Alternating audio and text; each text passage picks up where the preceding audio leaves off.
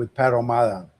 Uh, we've been having a little sound difficulty. So, again, I want to thank you for your patience if you stuck around. And uh, this is the Naked City podcast with Pat Ahumada, where we are the truth seekers trying to make a difference here in our local community and hopefully get people to thinking. You decide based on the information you get here. There's a lot of things going on, but first, let's start with a word of prayer. I believe in prayer in our lives. I think for the Christian, that is a beacon that guide us, and hopefully, you are a Christian. Hopefully, you have accepted Christ as your personal Savior, because that's what it takes to be a Christian. We're not perfect. I go to church on Sundays, and I'm imperfect when I go in, and I'm imperfect when I leave. We just ask for mercy and forgiveness, and we try to do better. But never, never, never try to hurt somebody. I think that's very important. And or just know that we will be held accountable in the afterlife. So, based on that, if you know that and believe that, try. You can't be Mother Teresa, but we can sure try to be persons that understands that there is some accountability and that we're going to do what's right. So with that, let's start with a prayer. Lord, we pray for mercy, that you forgive us when we fail and guide us to do better. We pray us to be truth seekers in search of the light to overcome the darkness that is all around us in the media to mislead us. Lord, we pray for our country, that it be the beacon for freedom and democracy. We pray for transparency and accountability. We pray for equal justice for all. We pray for our elected leaders that they do what is right and not what is convenient or self-serving. God, we pray that we learn to work together to solve problems we face by putting aside our personal agendas for the common good. God, we ask this in the name of our Savior, Jesus Christ. Amen. Um, I believe that, there's a lot of things going on, and I don't know where to start, but this week has been a challenging week for me because I am an appraiser, and people have been asking me for help uh, in their tax protests. The deadline is May 15th to file your tax protest. So if you got the notice in the mail, fill out the form and submit it before the 15th.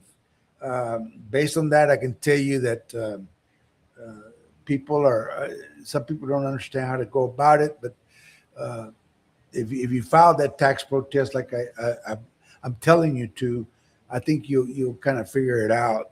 But you can always call me, and you can call right now with your questions or text me at 956-572-8172.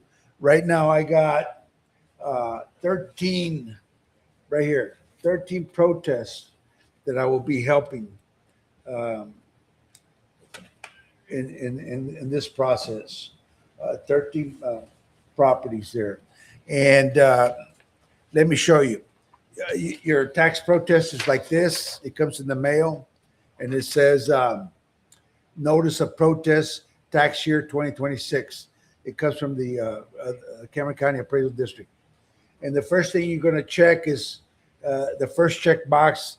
It says improved, incorrect appraised market value and or value is unequal compared with other properties.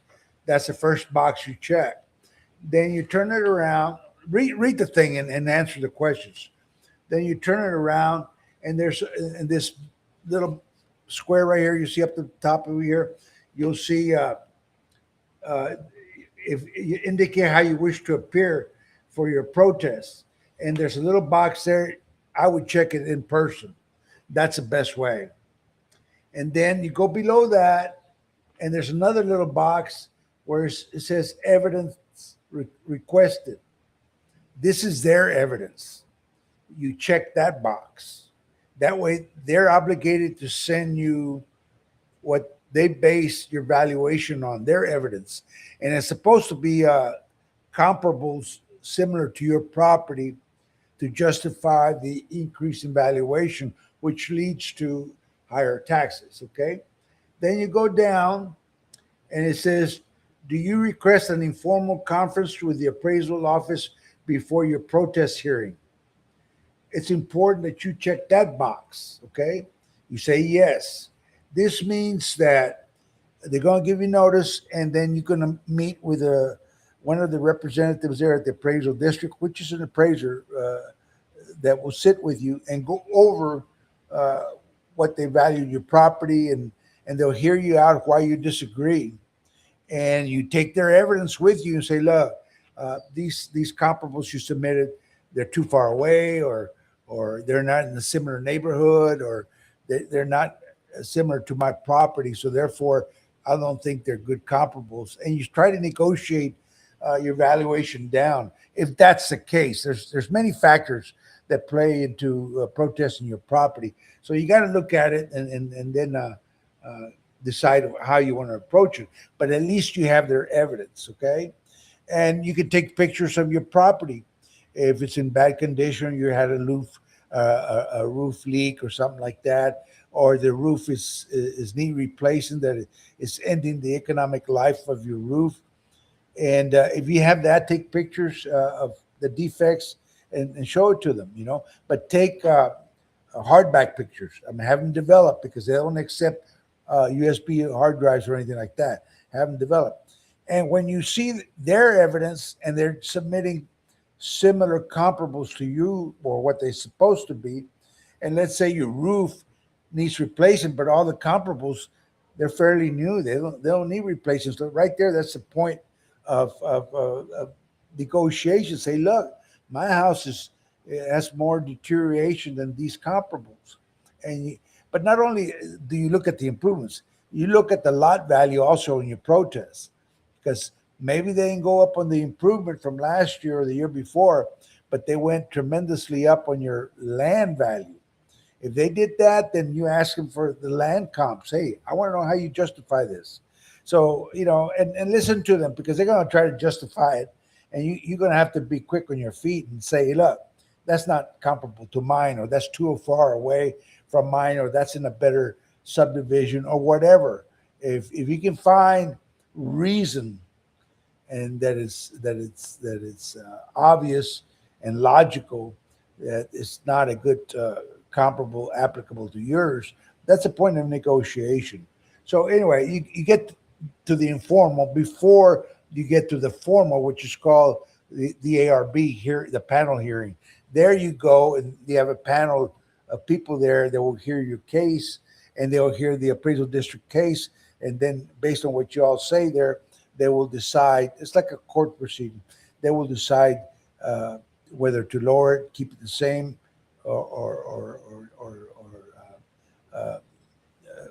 go in your favor there. Okay, what you're requesting there. So you check that box that you will request an informal conference with the appraisal office before the protest hearing. Okay, then at the bottom where it says Section 8, you check the box that you're the property owner, and you print your name, you sign it, you put the date, and you get it in there before the 15th. Okay, I got all these accounts. Last year I had more. All these accounts that I will go and assist them, including mine. They went up on my lot, I think 95,000, something like that, to where I know that it's not worth that, especially where I live. So that's been some this since the last podcast, where I've had people contact me asking for a little more guidance there. So that's why I'm touching on it right now. There's other topics we're going to be touching, like the election that's coming up and the runoff and all that stuff. But for right now, I want to talk a little bit on that, on the protest. I had a gentleman who's a school teacher, just retired about 2 years ago, and he's got a little homestead that he asked me for to help him in that protest there. I won't mention his name because you probably know him. he's been around for a long time, and he's been in the school system for a long time. So when I got to his house, not knowing what to expect, he starts showing me all these defects. One, that it's a very old house. It's a frame house. It's on pier and beam. It's not on concrete slab. But it had a lot of termites. It had a lot of termites. It's a small house. Um, and then inside, you saw, issues also, the roof and everything else. So a house is expected to to endure, I guess, standing 60 years. That's if you don't maintain it. It should, from the time you construct it to the end of its economic life, it should be more or less 60 years. Okay. So his house, based on my inspection, he's lucky if he's going to get 10 more years. Okay. So he's going to have a good case in his protest because they're probably going to submit similar homes in the same size as his and similar age as his, but they're not in the same condition. So based on that, I'm quite sure he's going to lower the tax valuation quite a bit, which should lead to lowering your taxes. So those are some of the things that have been happening since we last spoke. I have another one that went up several 100%, but that's a commercial building. Uh, and he was asking me for help because they can't afford the high valuations. They just can't. You can't pass it on to your tenants because they can't afford that kind of increase. If when Biden was there, you could say inflation was very high. It was very, very extremely high. It was like when we were there with Carter, 40%. Everything went up. High, gasoline was higher than it is now, but that's besides the point. Right now, inflation is recorded. It's recorded, and you don't have to take my word for it. It's at 3.2%. So if inflation is at 2.2%, and your property valuations are going up 100, 200, 800%, well, how do you pass that on to your tenants, or how do you pay for it if you live in it? I mean, you can't afford to where your taxes are that high. Uh, just alone, the city from the valuation, the increase from 2025 to 2026, just to give you an idea, went up, let's see, from 156 million in property values, okay, in 1 year to 231 million. Did you get that? 156 million, it went up to 231 million. What does that mean? That means that you and I and everybody else, that they increase the valuations to where they reach 231 million, are going to pay a lot of taxes. And what does that equal to? That equals up to almost 11, 12 million dollars in additional revenue for the city based on that valuation in 1 year. So they get 11.5 million, no, 12.4 million. They get 12.4 million more this year from last year. Okay, so they got more money to spend, and they are good at spending. They're very good at spending, and sometimes it just irked us that we see how they're not responsible, fiscally responsible in how they manage the tax revenue we're paying. That's just in property taxes. They generate a lot of money from other sources like the sales taxes. They generate more sales taxes than they do property taxes. And they generate money from the landfill. They generate money from PUB. PUB is like 13 million that they add to the general fund there. So, the more money they get, the more they're going to spend. And that's what bothers me. Right here by my house, on Robin Hood, they're gonna build a park. We don't need more parks. That's my opinion. You can decide for yourself. But many people would say, "Oh, wow, we're gonna have a park. It's gonna be a nice park where I live," uh, and that's great. Yeah, everybody loves parks, but do you have any idea what it costs to maintain those parks every year? I say, my opinion is, let's do a better job of managing the parks we have.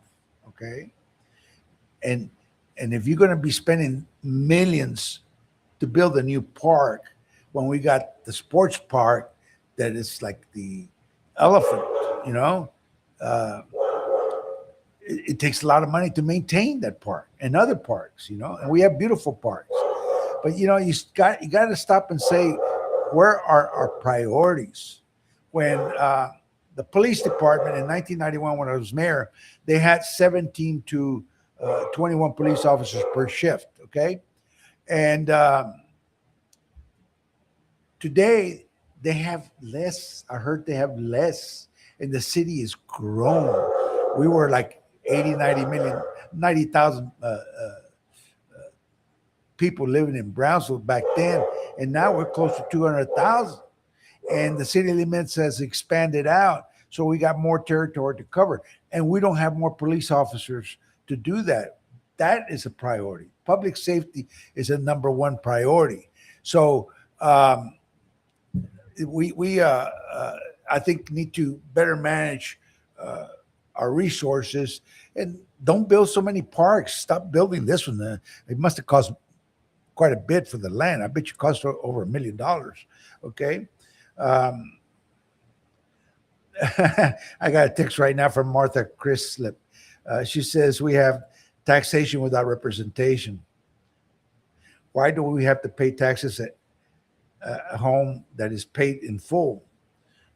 Well, we have to pay taxes to build roads and educate our children, and that's why. I mean, I understand the reason for taxing us, but I think our elected leaders, and she said it right, taxation without representation, because in my opinion, we have weak people on these boards, whether it's the navigation district, whether it's the city, or the BISD, or whether it's whatever public entity.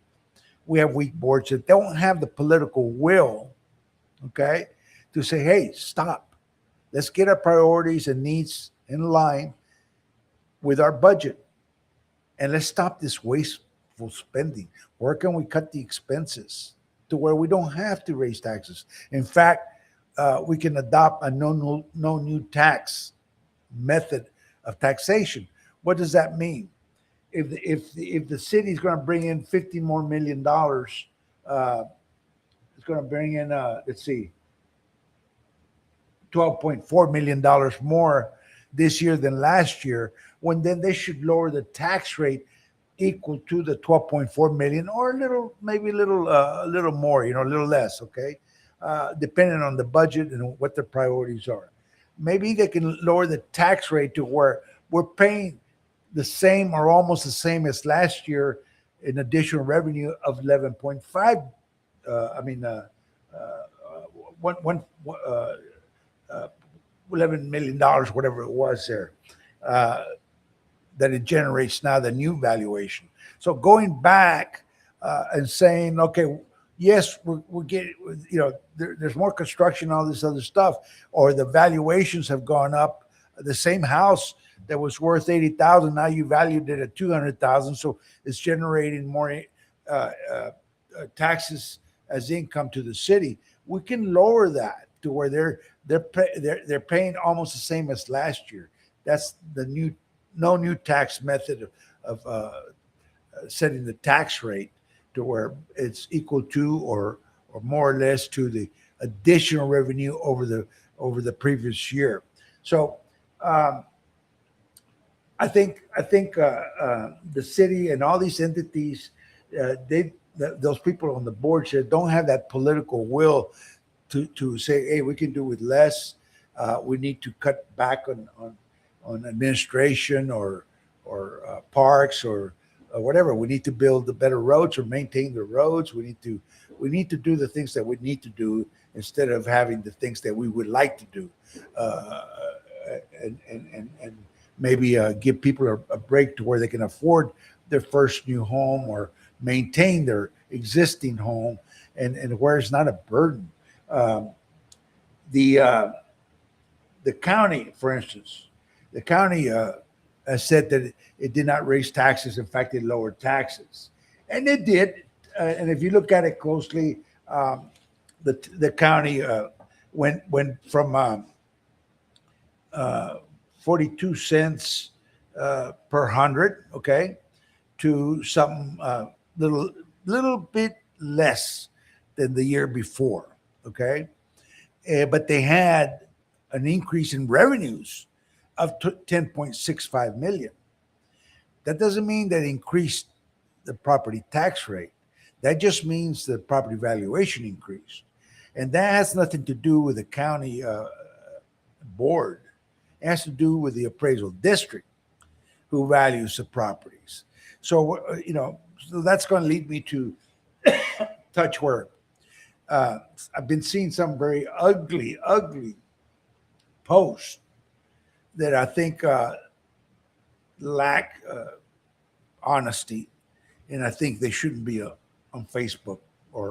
But you decide.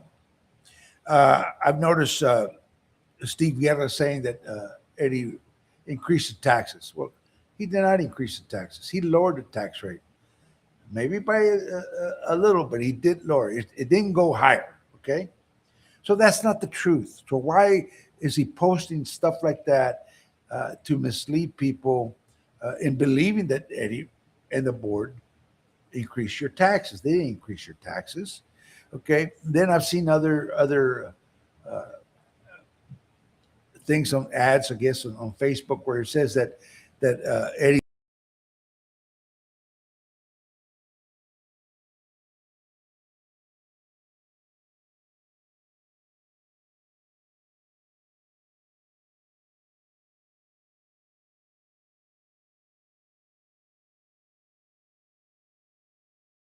for the common good.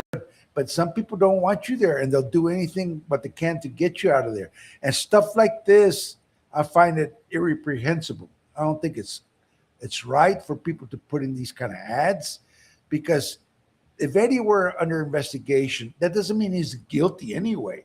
But is it true that he's under investigation and the sheriff's under investigation? I don't believe it. And just because he says it doesn't make it true. Okay. It's like me when they went after me. Yeah, I got indicted. I went to court and I proved my innocence.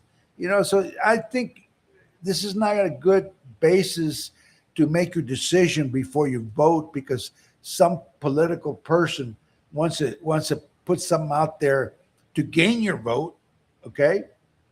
And in reality, it's not even the truth, okay? He may believe it to be true. Maybe to him it's true, but till it's proven, I don't think you should. I don't think you should be getting dirty like that. And I hear from the other side, well, he's putting up posters where he's getting dirty too. Like he put up there that how does Steve Guerra make his money? Well, that's politics. That's a good question, because people question it. That's a good question. I don't consider that an attack. That's a question that I think people want to know. How does Steve Guerra make his livelihood? And there's other things that maybe Eddie has put out there, or his surrogates. And I find that to be the truth sometimes, where surrogates post things that doesn't necessarily come from the candidate. It's just that overzealous supporters can say things or do things that really is not from the candidate. I know, I've seen it happen, and on both sides. Okay, so there's a gentleman there, that's saying a lot of stuff there that I don't pay attention to. But you, the voter, has to decide, because the person that you elect's got to work with the others on the commission, and it's got to work in the best interest of the county. Now, Eddie's not a friend of mine. For those of you who don't know, I don't even socialize with Eddie. I've never had a cup of coffee or a beer. I can say that, but I'm a very pragmatic person. I'm very objective. Eddie has gone against me every time. So for me, it would be easy to go against Eddie, but that's not the way I work. That's not my makeup. That's not my DNA. I go by the person. Uh, okay, so he goes against me and this and that, but I leave that up to the good Lord. But in this instance, I do support Eddie. I make no bones about it because I feel like he's the best candidate in my. He's got a track record, and many people will attack him like they attack me. I mean, leaders are always attacked. If they don't attack you, that means that you're not doing anything. Okay, and if you're not doing anything, what's going on behind closed doors, that bothers me. For instance, they attacked him on Tenasca. Well, I did too, and I still do. But I put the blame on the board of PUB on Tenasca because Tenasca came up when I was there and I rejected it. I was mayor and I was on the board at PUB. That was my place. And I did the right thing. I rejected that project because when it was brought to me, they said, okay, we're going to build a power plant with Tenasca as our partner. I said, we don't need a partner. And we don't. And I was proven right. Okay. But that was the general manager and that was the board. That's where the buck stops. Now, whether it's Eddie or any attorney working there, they're going to do what the board tells them to do. So is it fair to fault Eddie for his legal fees or for doing what the board told him to push the Tenasca deal? To me, I don't think it's fair. But I also think if it was me and I was the attorney, I would have been maybe more forceful or vocal, or maybe he was, I don't know, to say this is not right, or I don't know what was going on because I wasn't there, so I can't say it. But I cannot blame him for doing his job. They pay him to do it. He wants to make money. He's young. And to him, his priorities is probably making money. My public service has never been about money. I cared. I looked at, like I tell you, I'm a pragmatic person. I looked at the problems of the city and I tried to solve them. And I found many problems because I felt that was my job. That was my mission, not to collect a paycheck or for the popularity and all that. But I remember when Tony Martinez ran against me, he used my arrest, okay, on flyers and stuff like that to get people convinced to vote for him. Well, those that voted for him, we have you to thank for Tenasca. That's where the blame is. We have you to thank for the real estate purchases that were way overvalued because Tony was self-serving. He wasn't there for the community. He was there for himself. So if you want to blame anybody, if you voted for him, you're the blame. And but they got what they wanted. They wanted to get me out of office, and they did. But be careful what you vote for because you will get it, and it may not be as good as you think. It probably will be worse if you're not careful. Sometimes change is good, but change for change, I don't think it's good. In this instance, I will support Eddie because I think he's got a license to practice law. If you have something that he's done wrong, you can go after his license. You can sue him. And there can be an investigation or whatever. If he did something illegal, he should be held accountable. But up till now, I don't see anything that he's done illegal. He's done his job. You may not like what he's done, but that's not for you to blame him. Blame the board. He works at the behest of the board. Okay. Now, on the arena, for instance, there was a tax on him on the arena. I voted against the arena. And it was my best friend doing the development. But again, I'm a pragmatic person. Whether you're my friend, you're my family, If it's not what I believe in, I'm going to tell you no. And the same thing with that arena. I voted against it. We shouldn't be subsidizing developments. Okay. But again, you know, you have a politician, in this case, Eddie and the commission, that for whatever reason, good or bad, they were convinced that it was the thing to go. That's a bad policy. You, the voter, turn it down. Okay? There'll be decisions that you will agree or disagree based on the people you elect, the majority elect. That's a democracy. But again, you know, those are bad policies. That doesn't mean he's stealing. He's just introducing in my mind, a bad proposal. Okay, so I had the opportunity to vote against it. So you know, that was it. So you know, let's move on. But right now, the election is about two people. I think early voting starts May 15th, and I think no, early voting starts. I think the 18th. Anyway, early voting about to start, and I think election day is on May 26th. So you know, go out there, get informed, and vote for the one you think is going to do I'd rather stick with Eddie because he's proven. I have too many questions on Steve. That one of them is, you know, who's funding his campaign and how does he make his living? And there's a lot of unanswered questions for me. Okay. Yeah. Early voting starts May 18th through the 22nd. Election day is May 26th. Okay. But you also have a runoff with TSC. You have a runoff district court. Be sure to get informed. Okay. And make your vote count. Unfortunately, we have low voter turnouts, especially in runoffs.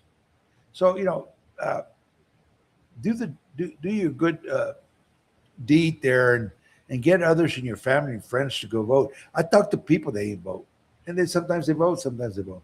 So encourage them to vote. Okay.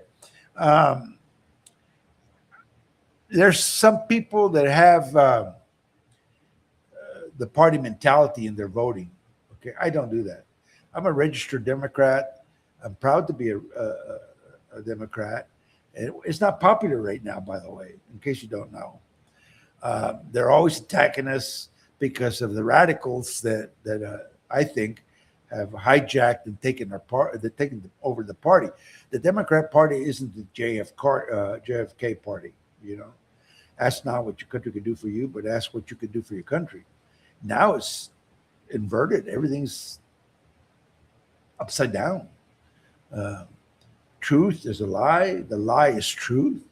I hear it in the mainstream media. They just lie. I mean, if you listen, if that's all you listen to, you're going to believe it. But if you seek the truth, you're going to find out, whether you like it or not, that a lot of it, or most of it all, is a lie. But they brainwash people, they indoctrinate people, and they get to believe it. And they're very outspoken and very fervent against others based on what they're hearing on the news there. But you know, you should decide based on getting some good information and looking at all sides. So the party mentality is, in my mind, is to do as the party says. Well, the party's been hijacked. I know what a man and a woman is. They don't. Okay? I know what the Constitution is, and I respect the Constitution. They don't. I believe in law and order. I support law and order. They don't. You know? And then right now, a good example is ICE. Oh, they're at here, especially. It's affecting a lot of us in the construction business. Okay, they're taking a lot of the people, or they're leaving because they're illegal. Okay, well, you know, there is no gray area. It's either you're legal or illegal. Do we follow the law, or do we follow it when it's convenient? You know, right now the way things are, I wish we could go back to the way they were. We had a lot of good people that came from Mexico, migrated over here illegally, and they did a lot of the work that a lot of freaking Americans are too lazy to do. So they filled the need. But you had good people with good work ethic would come to this country seeking to better themselves and better their families.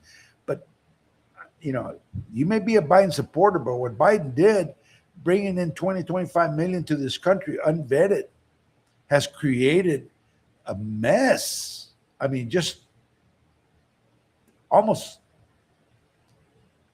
just chaotic anarchy here from the Democrat Party in Washington and the state level. That has created a lot of problems.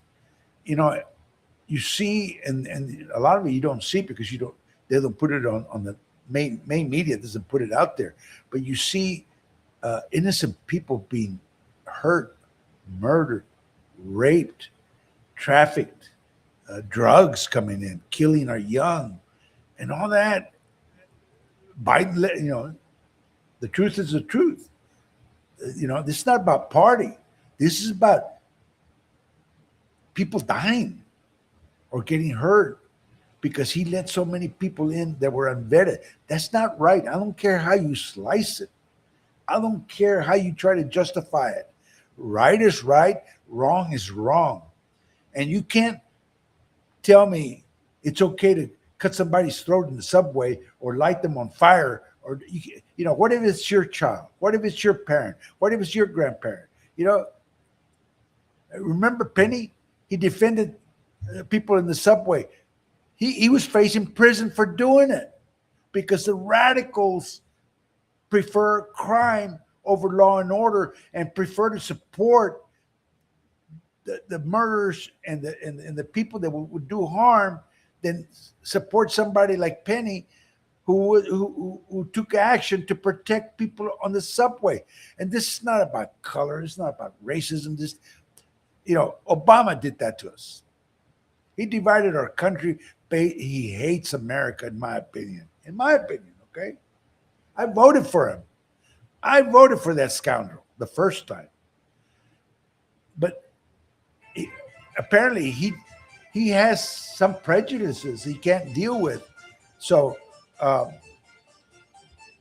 see, my phone is ringing, but I can't hear it.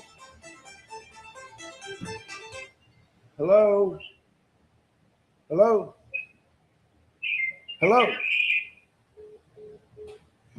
Anyway, that was a call, I think, from somebody that's listening to our program, but they couldn't hear it. But anyway, he divided our country, and I wanted to be proud of the first black president. That's why I voted for him. That's the only reason I voted for him, not knowing that much about him. I wanted to be proud that in this country, a minority could become president because that shows how far we have come. And he got the opportunity and he was elected, but he squandered the opportunity. He did nothing to help black people, nothing. Trump's done more to help black people than he has done. And they call Trump a racist. And there's no proof of Trump being a racist, but the media repeats it over and over. So that's the party mentality, to where they put this out, they manufacture it, they lie, or they create a perception, and they repeat it enough to where they get enough people to believe it. And now they want to kill our president because they found this hate for him, because that's what they promote. They divided our country. So I blame Obama, and I blame Biden for the mess we are in right now, the war we're in over there in Iran. This war started 47 years ago by Carter, another week, okay? And the can was pushed down the road. We allowed the terrorists to get stronger and stronger and stronger. They killed American soldiers. They terrorized people all over the world, and we funded them, thanks to Obama and Trump. I mean, Obama and Biden. We funded them with millions and millions and millions of dollars, and they were getting close to build a nuclear bomb. So Trump's taking care of it, and he's not you know, a lot of political capital, his political capital, is at risk right now because he's decided that Iran is not going to have a nuclear bomb. And what does that mean for us? That means that our children in the future in our world will be safer from some lunatic like that, because they're lunatics, they're crazy, okay? Uh, will attack and obliterate Israel or attack Europe someplace if they have the capability of launching nuclear strikes. So I think Trump's doing the right thing. We just have to be patient. People say, well, the gas prices are high. Well, man alive, what do you prefer? A little higher gas prices for a little while and have a safer world? Or do you want to just satisfy your own and say, I want cheaper gas prices now, and I don't care how many lives will be lost in the future? That's pretty selfish, and that's pretty evil, if you ask me. So I think we have to understand what's going on, fully understand, and investigate, and you decide. I'm just telling you what I think, and based on what I believe in. Okay, investigate, then you decide.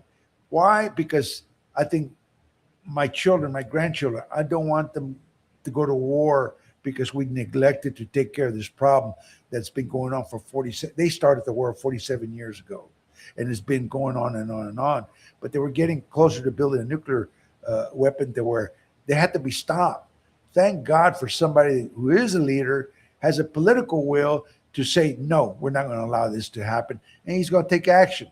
But I voted for Obama as a proud Democrat, won in a minority up there, first black president, but I believe he squandered the opportunity. It was all about him. He's much richer than when he went in. Trump's much poorer than when he went in. If you look at the record, you will find out. Some people go in there to make money. I lost money when I was mayor, and I was a full-time mayor twice. I lost money. I lost a lot of money. Okay. The same thing with Trump. It's costing money to be there. Okay. And others that go in there to they're richer than, look at Pelosi. Millions of dollars she has made based on inside trading. Millions. That's illegal. That's improper. Or, she should be prosecuted. But, they're afraid because the politics. They're afraid because of the politics. I'm not afraid. Like I tell you, I'm a pragmatic person. I look at the problem and I try to find a solution. Okay, then that's the party mentality. Then there's a group mentality. Okay, you are supposed to be an independent individual. You're unique. You're special. Okay, so you should be able to listen to everybody and then decide. Not be the type of person that you're in a group and because all your friends vote this way and somebody tells you got to vote that way, you go along with it. Well, that vote may make a difference especially in a local election. One vote can make a difference in a local election. I can tell you that. I've witnessed, and I've stated here before. I've seen elections where they're tied. Okay, so one vote can make a difference. So don't do that. Don't go based on that. And something, I can relate this to being a young kid. Kids are easily influenced by their peers. If you have not taught them to have a backbone, to say no when they need to say no, when they know it's wrong, they can be victims of others because they go with the group. Hey, let's have a beer, and they're kids. Or let's do some drugs, and they're kids, because their peers in that group influences them, and they were not given the proper tools to be able to say no. And the proper tools to me is take your kids to church, teach them what's right and wrong, recognize when we do wrong. Okay, but I believe that if you take your kids to church, you will lay the best foundation you could possibly lay to where they'll get their moral compass and they'll know the difference between a man and a woman. not to judge those who don't. I'm not against trans. I'm not against gay. I'm not against those people. They choose that lifestyle. But for me, as a Christian, I hope my grandkids know the difference between a man and a woman, and that trans and being gay. Those are those are options that you have to become to do. That's based on a decision you make or a person makes. It's not that you're born that way. It's in my opinion is you made that choice, and that's between you and God. So I'm not going to judge you if that's what you do, but I'm praying that my grandchildren, by going to church, to get that moral compass to know that what's right and what's wrong. So the group mentality in voting also goes around quite a bit. Okay. Um, and then you have the self-serving type of person, especially from elected leaders. Uh, when I was mayor, we got a lot of things done, and some of those things didn't get to fruition until after I left office. But those that are in office at the time, they take credit for it when they did nothing or they even opposed it. That's a self-serving type of a leader. That we have on the commission. So you got to be careful who you vote for. Vote for the right person for the right reason, and because you believe they will do the right thing, not because they need a job.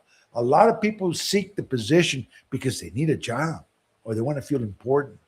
That never mattered to me. Um, I've lost friends, but I'm very blessed. I made some decent, good people I met along the way that became good friends. Some are gone already, and I miss them very much. But they cared about our community and they were very involved. So I was blessed with that, and I think I will er- forever be grateful to the friendships I've developed over the years. Okay, so those are some of the things I wanted to bring to you in this podcast because I know the elections and the runoffs are upon us. You need to get informed. You need to get others involved. And let's hope and pray that we get the right people in the right job. You don't have to like them, they don't have to like you, but this is not about them and this is not about me or you. This is about our community. Maybe I wish we had another choice, maybe sometimes. You know, you got Steve and Eddie. You say, well, I wish we had another choice. Well, we don't. So you have to vote for whoever makes you feel more comfortable in casting and supporting that vote. And like I tell you, Eddie and I have been at the opposite ends many times.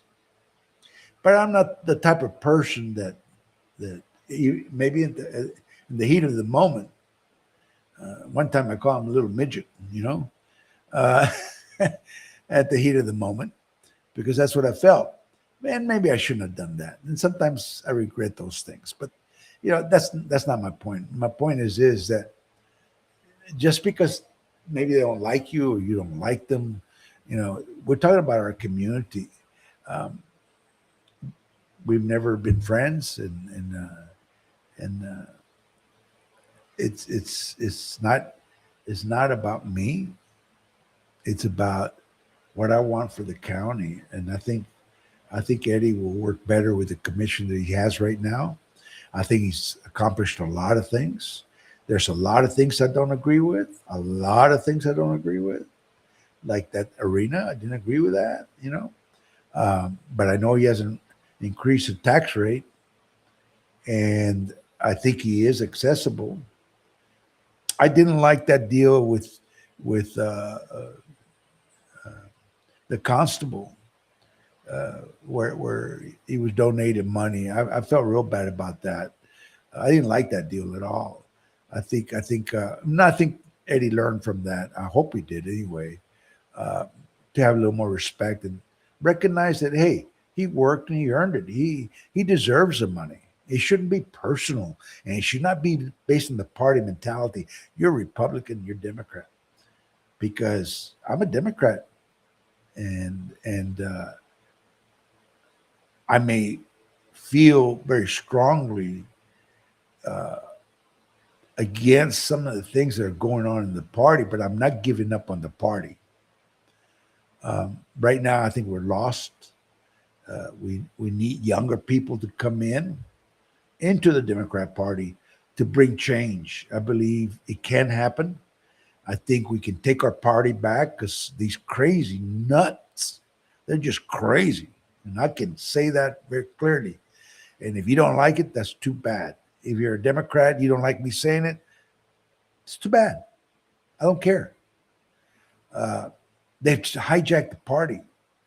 You got the AOCs, you got Ilan Omar. These are foreigners in Congress who don't even know our history and don't like America. They hate America, and they're in Congress, and they're impacting our lives. You shouldn't want that. If you heard Ilan Omar at a press conference, she said we were in World War XI. She doesn't even know the history of the United States. We haven't even had World War III, and she was proclaiming World War XI. You know, this is the type of people that we're electing. You know, and whose fault is that? That's our fault, and that's the party's fault. You know why? Because they let them in the party, and they never put them in their place. They never pushed back. They were afraid to be pushed back. They were afraid of being called racist. So they took over the party. Now they dictate the terms of the party, and that is not the JFK party. I bet he's turning over in his grave. I'm very proud of Robert Kennedy, who is a Democrat, by the way, and is setting the example that he's there to work with Republicans. Why? Because he's there to make it better. He sees the problems in our health culture, okay? And he's trying to fix it. He's a pragmatic person. He's looking for the problem and how do you fix it? I mean, we got lower drug rates now than ever before. So many good things are happening. We got experimental drugs helping people that are in their deathbed that couldn't get these drugs. You know, we got veterans that have better access to health care and better they're taking care of them better to where it's quicker. You know, there's a lot of good things that are happening. And it's not about Republican, Democrat, whether it's Obama or whether it's Trump. They're our president. We should want them to succeed. Unfortunately, Obama could care less about this country. I think he cared more about himself. But I think Trump is proving that he cares about our country. He cares about the moms. He doesn't want to send their kids to war. He cares about all of us, and he wants to make it better. And this has nothing to do with the party. It has to do with the person. So, you know, whoever's there, we should support. We shouldn't want them to fail. Now, when you see people like Schumer, Pelosi, you know, these people just saying no, no, no, no to everything. Like right now, they want to fund TSA and all that stuff just as a bargaining chip so they could defund DHS. That's wrong. It's hurting people. It's hurting families. This is not about party. This is about people. And they shouldn't be there if they can't work together for the common good. Now, the way I look at it, and I told people here in Brownsville when I was mayor, I'll work with you. And let's say you want 10, I want 5. And hey, I'll work with you. Maybe we'll get to 7. Or maybe you'll convince me and I'll give you the 10, or maybe you'll convince me and I'll convince you and we'll get to 5, okay? For whatever. But we need to work together, okay? There was a developer here, he passed away already, Renato Cardenas. He was used to getting his way at the city and PUB. So when I got in there, he started hearing no. And he says, well, you're against everything I proposed. Back then, the issue was sidewalks. And I told him, Mr. Cardenas, I said, anytime you bring something for the city that's going to help the city, I'll be your biggest advocate. And if it's not going to help the city, you want us to pay to build sidewalks for you, for your development, that doesn't help my city. You should pay for that. He didn't like that, but he understood. We understood each other. And I think we had respect for each other. And that's the way it should be. Because you can be a friend, but if you know it's going to cost the city a lot of money, I mean, I'm not there to be your friend. I can be your friend and be the mayor, but if you want something that's not in the common interest of the city, well, then I have to say no. I had a close friend who was like a son to me.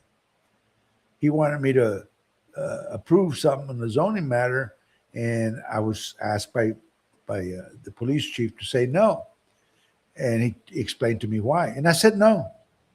I lost a friend, but I made other friends, and that's what leadership's all about. You have to have the political will. Unfortunately, right now we don't. I see Trey, who was weak. I see very nice guy, but he was weak as butter. Um, I saw Tony Martinez, who was very self-serving. I think he did a lot of damage. He's like an Obama there. Obama did a lot of damage to our country. And I see Cowan, same thing, weak. I see the wrong things that are happening. They do nothing. They don't look for the problems to solve. But in spite of them, a lot of good things have happened to our city that we should be very grateful for. A lot of things. And they can take credit for it, whether they had anything to do with it or not. It's like when Elon Musk came to Boca Chica Beach. It came 7 months before my election, which Tony won. We already knew they were coming, but I was sworn to secrecy because there were still negotiations with the governor and all that stuff. But Tony took credit for it.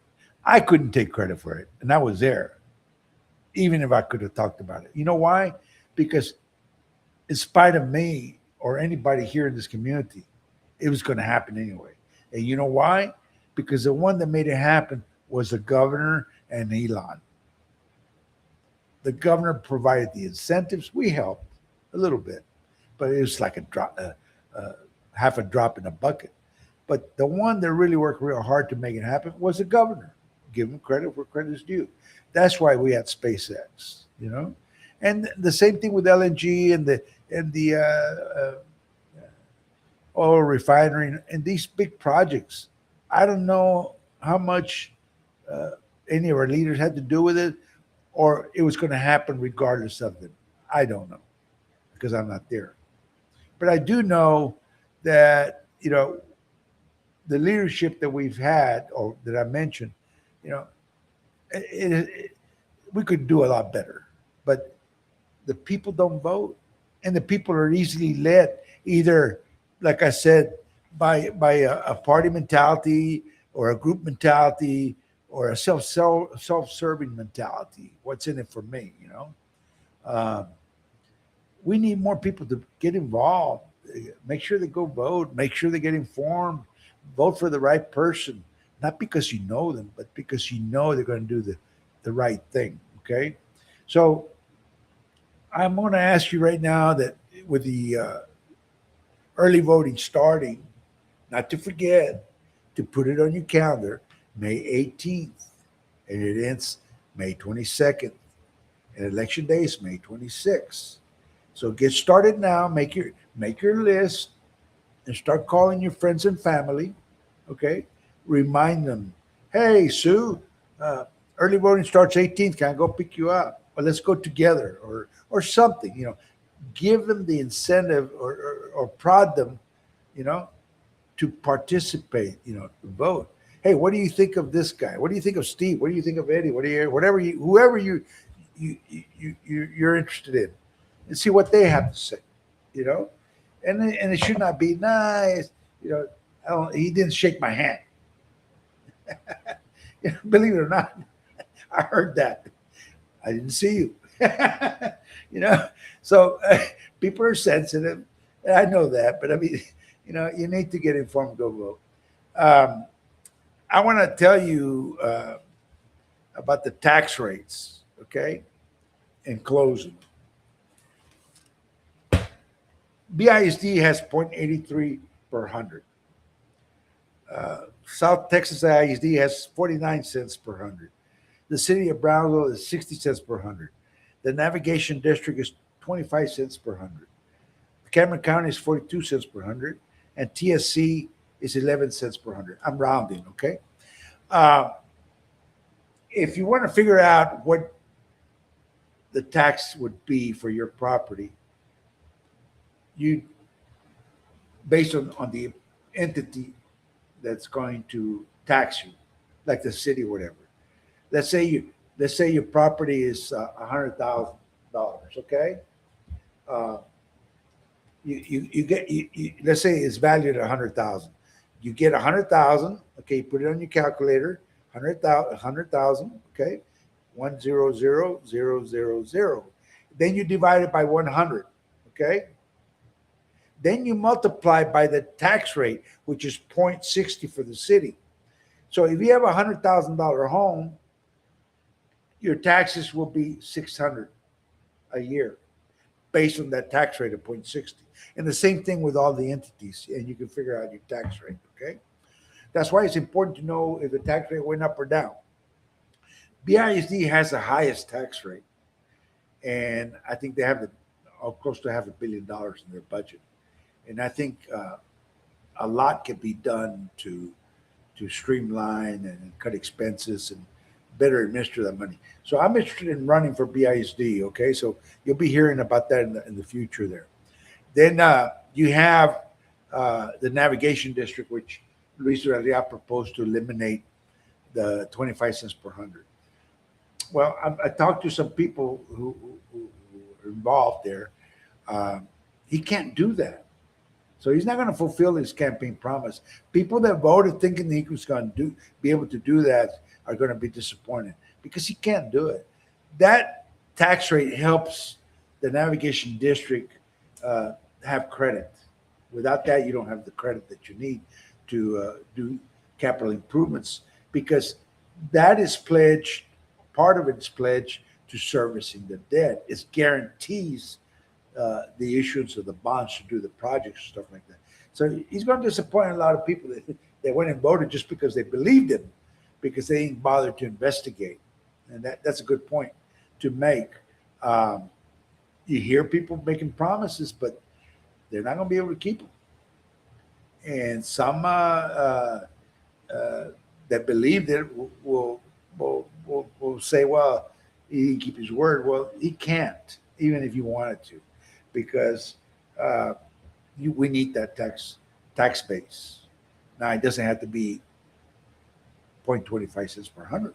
It could be, depending on the revenue that we have and all that other stuff you take into account, and depending on the debt that's been issued, how much needed to service the debt, you can maybe lower the tax rate to where it leads to lowering your taxes. Okay.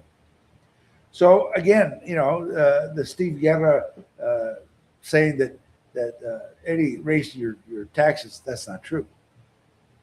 Or these campaign ads they're claiming that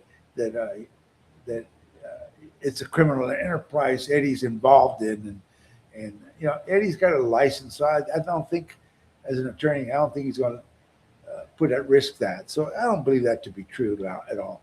Neither the sheriff, our new sheriff there. I knew his dad. He's a good guy, and I wish him the very best. And I hope he'll do a lot of good for us to protect us, and may God keep them all safe, our police officers and everybody. But I close with this: pray for guidance. I pray every night for my president, Trump, that God protect him, because the radical Democrats, they want him dead. There's you shouldn't want somebody dead, like that. They want him dead because he's doing things that they wouldn't do. Like Trump is doing a lot for black people. Obama had the opportunity, didn't do it. So I think some of it's jealous, some is pettiness, some is that they don't like for him to succeed because it makes them look bad. Instead of being part of the solution and working with them to where they can take credit, we support that. We support law and order. We support this. We support that. Because it brings good results. Hey, you were a part of it. You, not one person can do it. It requires a collective body to get things done, but it requires a leader to set direction and the pace. It requires a leader to set the direction and set the pace, but it requires others to support him. So with that, continue to pray for our country, pray for our president, pray for accountability, pray for transparency, which I think we had the most transparent president. So, pray for those things, pray for our community, go to church, take your children to church. Those are my opinions and encouragements, because I believe that we're all better for it. With that, we're going to close. Thank you for joining me. If you joined me there, if not, maybe you can hear it later on. It's recorded. And tell your friends every Monday at 8:00, Naked City with Pat Ahumada podcast. You can email me at patnakedcity@gmail.com, or you can text me at 956-572-8172, or call me if you want. Give me a suggestion as to a topic. Right now, it was mostly on the taxes, because that's an ongoing thing right now. You gotta file. The deadline is May 15th, so make sure you file and protest if the values have gone up, and get informed and be prepared when you go over there. Ask for the informal, and good luck in your trying to get your property values down, because they have gone up quite a bit.